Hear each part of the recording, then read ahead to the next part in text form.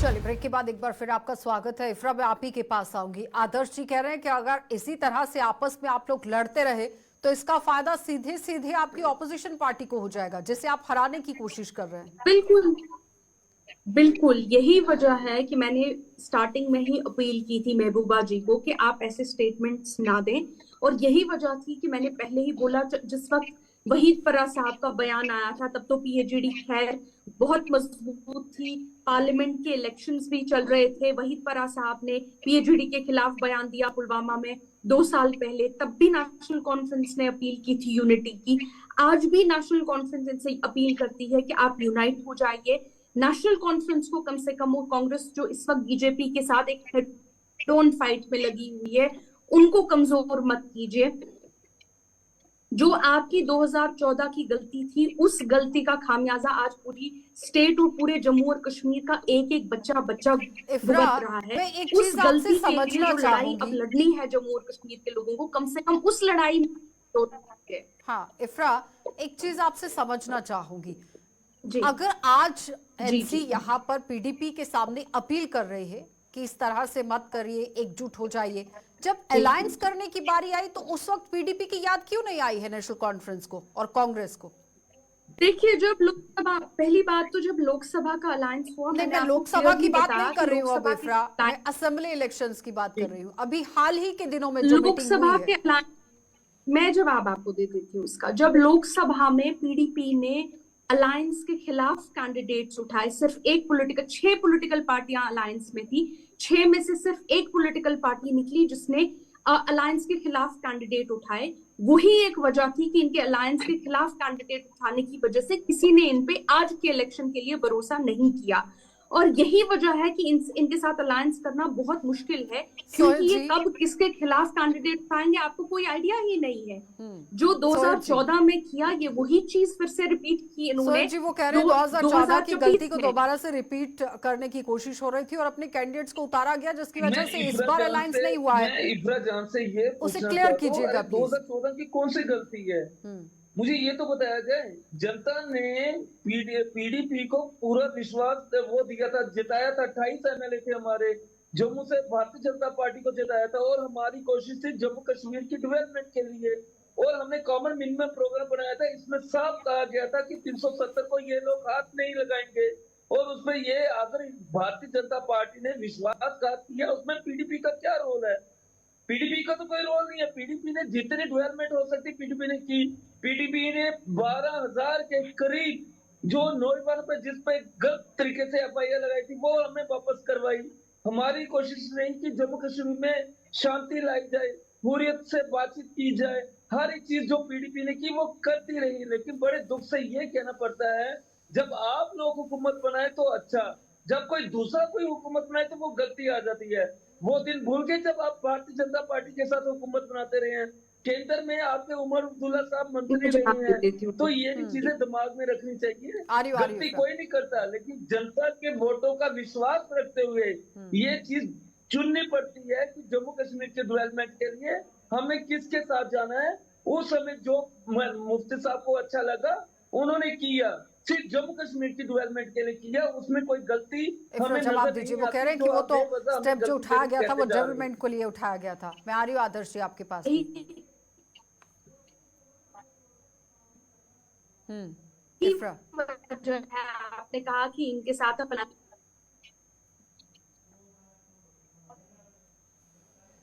आवाज नहीं आ रही है इफ्रा। आदर्श जी, आदर्श जी जवाब दीजिए। वो कह रहे हैं कि 2014 में डेवलपमेंट को लेकर कदम उठाया गया था। जी, जवाब दीजिए आदर्श जी। जी पूछिए।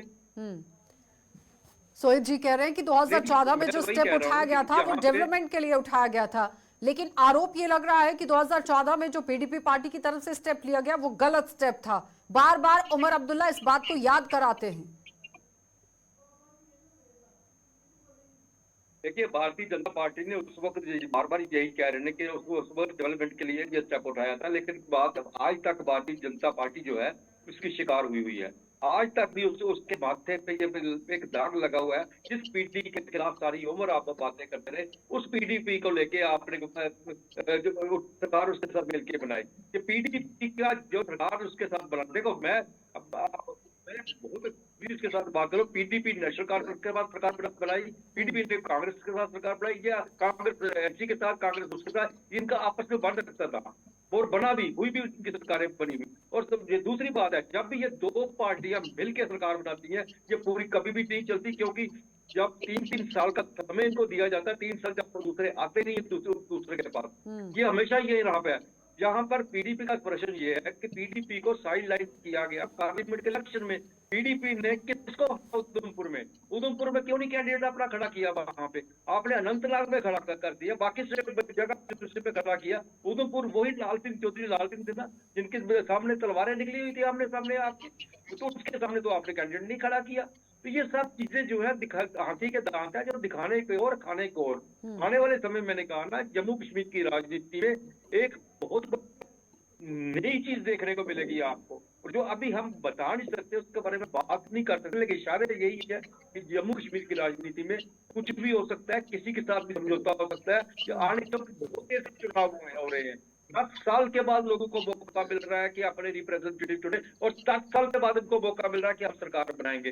10 साल के बाद सरकार जो है सबके लिए जरूरी है सरकार बनाना, चाहे वो उनकी मजबूरी समझे।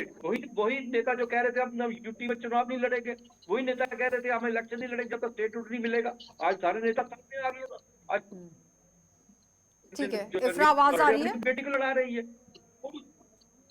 एक बार अनंतनाग से हार गई, अब वो नहीं अफोर्ड कर सकती दूसरी बार भी, और चीफ मिनिस्टर बनने की बारी जब आएगी जरूरत पड़ेगी, एक मिनट भी नहीं लगेगा इनको बनने के लिए। तो जम्मू कश्मीर की राजनीति इस वक्त सिर्फ इनके बिंदु के अंदर जो है वो सिर्फ कश्मीर नहीं है, इस वक्त जम्मू कश्मीर है। जम्मू कश्मीर पूरा बन रहा है, जिसमें भारतीय जनता पार्टी का भी एक अहम रोल है, जिसमें नेशनल कॉन्फ्रेंस और पीडीपी की आपस की लड़ाई का भी एक अहम रोल रहेगा। ठीक है, सोहित जी। देखो आशा जी, इस बात को हमें समझना चाहिए कि उमर अब्दुल्ला साहब की जो स्टेटमेंट बार बार आ रही है, जिसमें ये एक स्टेटमेंट इन्होंने ये भी दी थी कि बीजेपी और पीडीपी का अलायंस हो रहा है, राम माधव यहाँ पे आ रहे हैं, ये इनका एक डर खौफ है जो इनको खाया जा रहा है कि हमारी कश्मीर में जो सीटें हैं वो आने वाले समय में बहुत कम आएंगी, क्योंकि कश्मीर की जनता साफ तौर पर जानती है कि नेशनल कॉन्फ्रेंस की क्या इतिहास रहा है, किस तरह से उन्होंने कश्मीर की जनता को धोखा दिया है। तो ये सब चीजें जानती है, इसलिए उमर अब्दुल्ला बार बार झूठी बातें रख के जनता को धोखा दे रही है। तो इसका कि मुझे पूरा विश्वास है जम्मू कश्मीर की जनता जानती है कि आने वाला समय पीडीपी का है, और पीडीपी का साथ जम्मू कश्मीर की जनता दे रही है। आदर्श जी, क्या लगता है कि जिस तरह से नेशनल कॉन्फ्रेंस और पीडीपी आमने सामने है इस वक्त, इफ्रा आवाज आ रही है क्या? इफ्रा हमारे साथ है?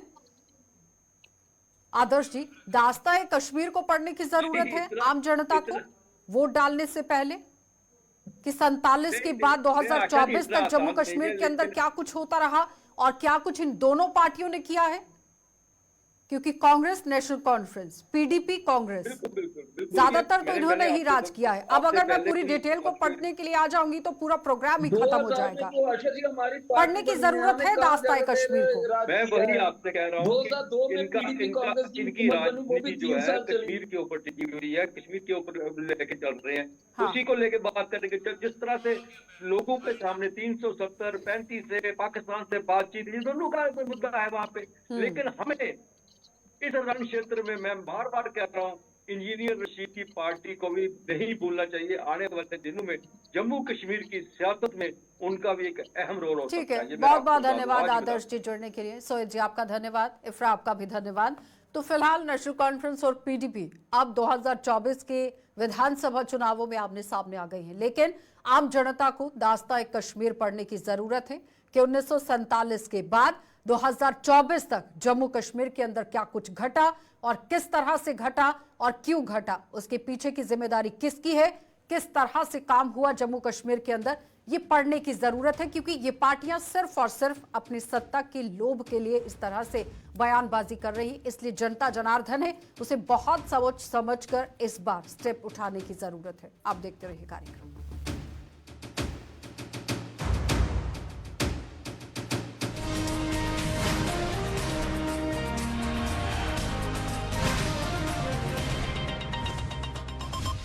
स्वाद से